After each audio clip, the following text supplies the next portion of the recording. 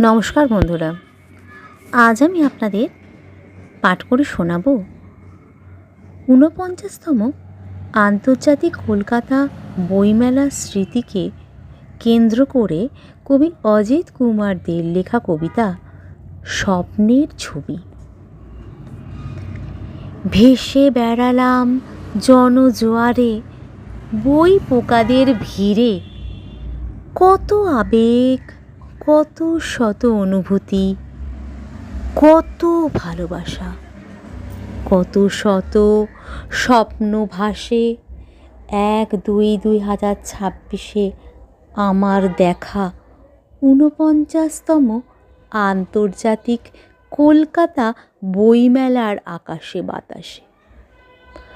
আমিও পাগল বাউল হয়ে ভাসলাম কবিতার ভেলায়।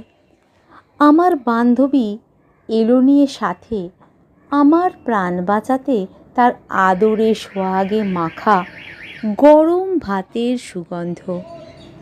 আমি তার স্নেহ মাখা অঞ্জলি নিলাম আমার ঝুলিতে ভরে।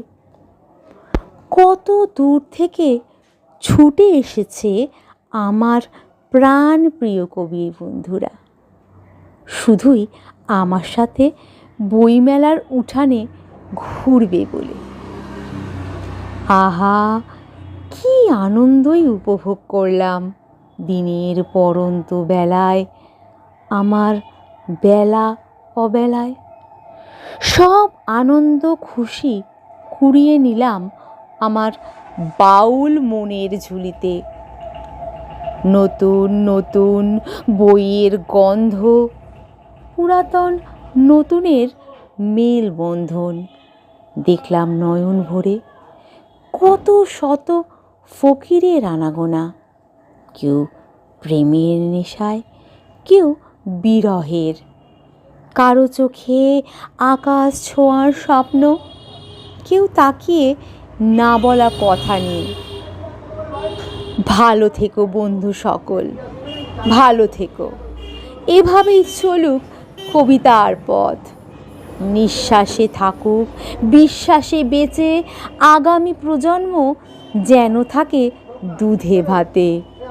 আগামী প্রজন্ম যেন থাকে দুধে ভাতে। ধন্যবাদ। কণ্ঠে আমি মিঠু।